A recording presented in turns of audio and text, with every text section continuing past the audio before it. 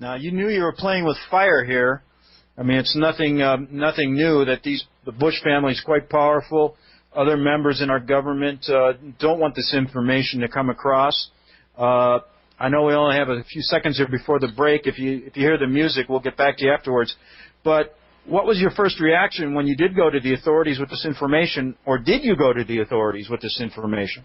Yes, I initially had contacted or tried to contact Eli Rosenbaum, who is the director of the United States Justice Department Office of Special Investigations. Okay, Eric, we'll hold that. We'll get back with that conversation and those letters you sent to the Justice Department on the Republic Broadcasting Network.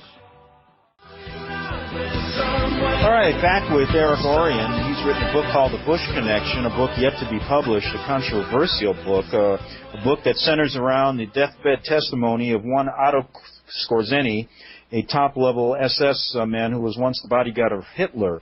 You were talking about when you first contacted the Justice Department about these pictures and this incredible information. What kind of response did you receive?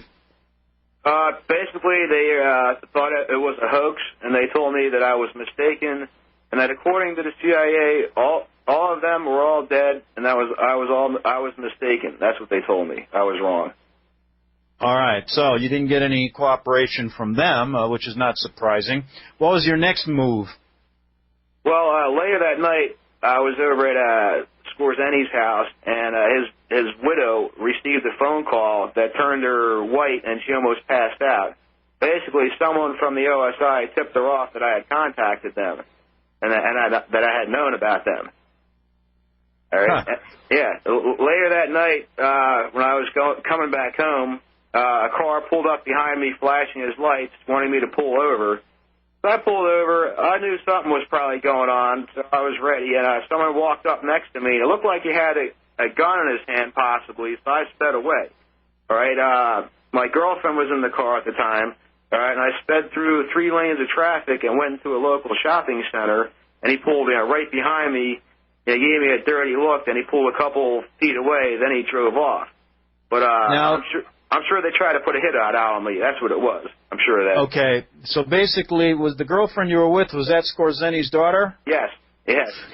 Now, did you have conversations with her about the real identity of her father? No. She didn't know that I knew. She didn't know that her father told me all this.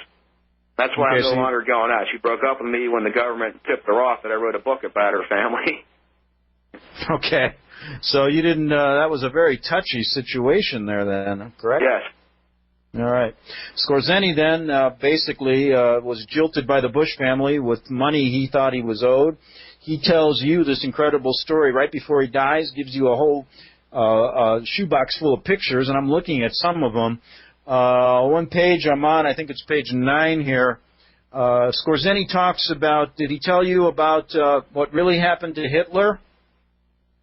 According to Otto Skorzeny, okay, the day of Hitler's alleged suicide, Hannah Reich, who was a female SS Nazi pilot, flew to the Führer bunker to allegedly try to talk Hitler out of killing himself. All right, you can find that information in the history books, but then she claims that she was not unable to talk him out of committing suicide, so she flew off alone, and then Adolf allegedly put a gun to his right temple and blew his brains out. Okay, if you look at the picture of the bogus, well, actually, here's what happened. Okay, Hitler did not commit suicide. All right, Otto Skorzeny and Hitler flew off with Hannah Reich to Austria. Before they flew off, they shot a Hitler look-alike right between the eyes. If you look at the published photos of the Hitler's corpse, he has a bullet hole right between his eyes, and it looks nothing like Hitler. And that's how Hitler faked his death. Then Skorzeny told you this. Yes. And I have photos that are also in my book of Otto Skorzeny in 1997 with Adolf Hitler sitting there. And it was wow, 97? Yeah, 1997, yes. Oh, my God. And he is over 107 years old at the time. I'm alleging that Hitler actually died at 114 years old as the oldest man in America in February of 2004.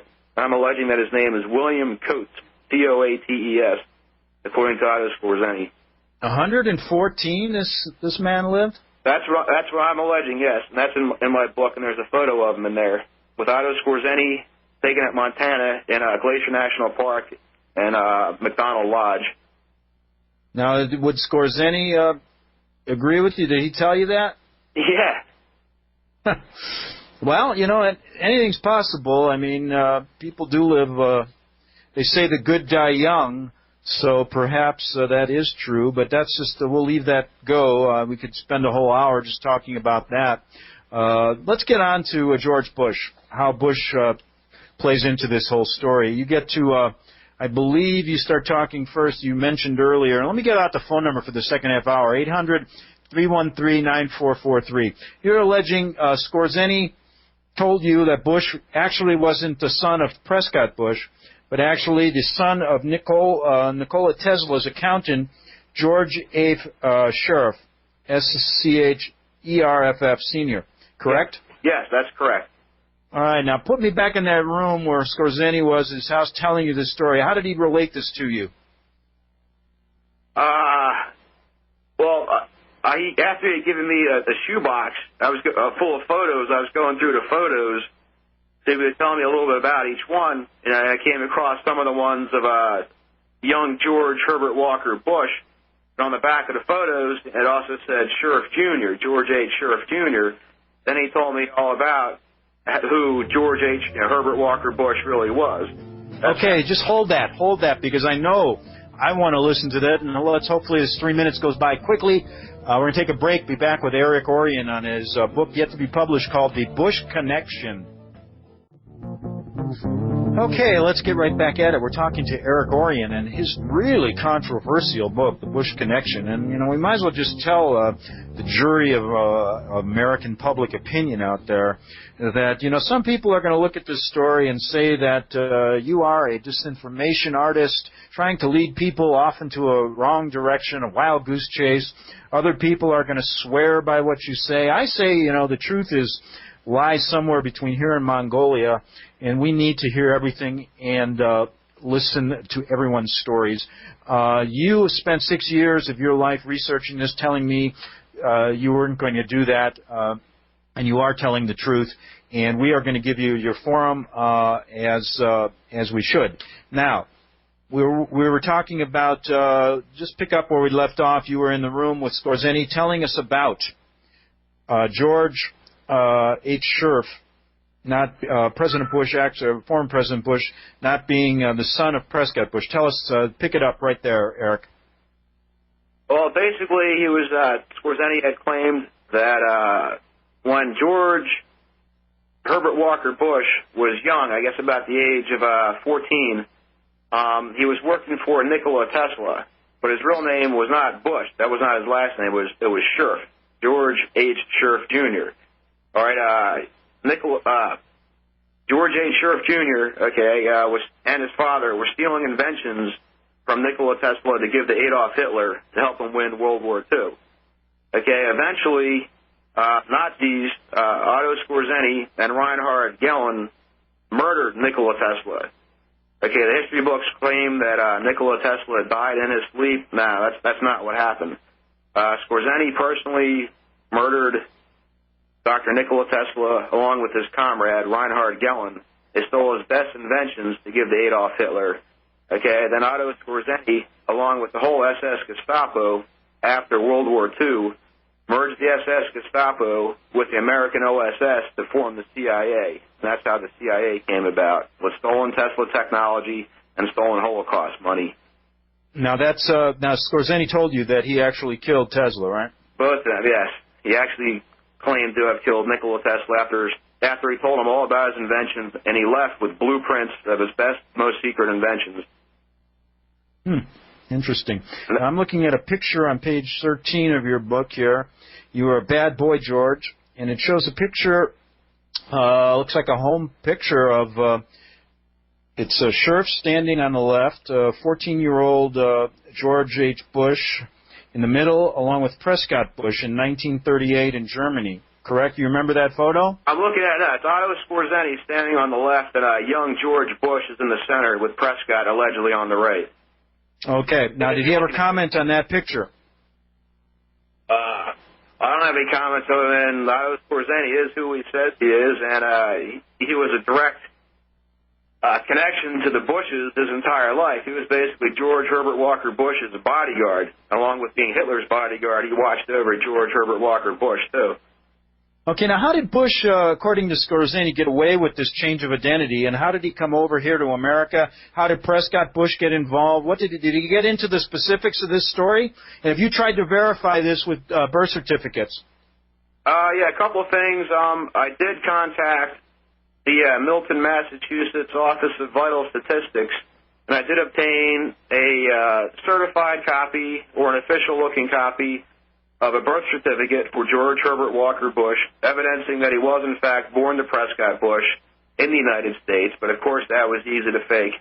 What happened when George changed his name to Bush, after he left working for Nikola Tesla, okay, he forged a birth certificate evidencing he was older to join the Navy, okay, and when he was only, like, I think 16 when he joined the Navy, but he put down he was 18.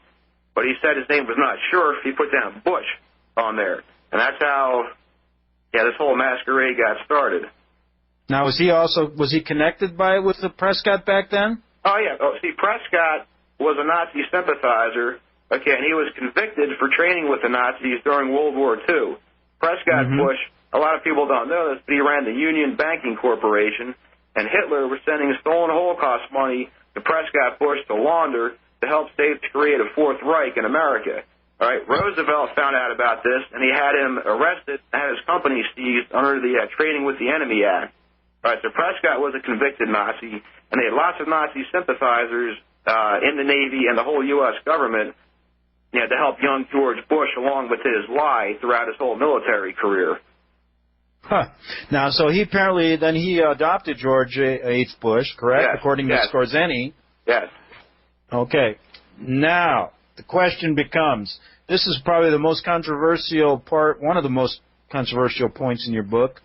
What has been the reaction from people? I know you've talked to a lot of people about this. What have you uncovered recently about this? Are you getting any closer to getting solid proof? Or is the Bush administration, are they aware of you, I guess? The Bush administration is very aware of me. Right after my copyright was issued, I received a notice from the local postmaster of Palm Beach County notifying me that someone in various states or various people in different states allegedly received threatening mail from me, all right, with my post office box as a return address, and they were going to launch some kind of investigation. Since then, my mail has been stamped ground freight only. My priority mail will not be air flown. It only goes by the ground. And sometimes it gets opened, and sometimes it never arrives at all. So they're watching you pretty closely. I would think so. I'm on a no-fly list, all right? And I contacted the TSA, but You're on a no-fly list? Yeah, they put me on a no-fly list. Huh.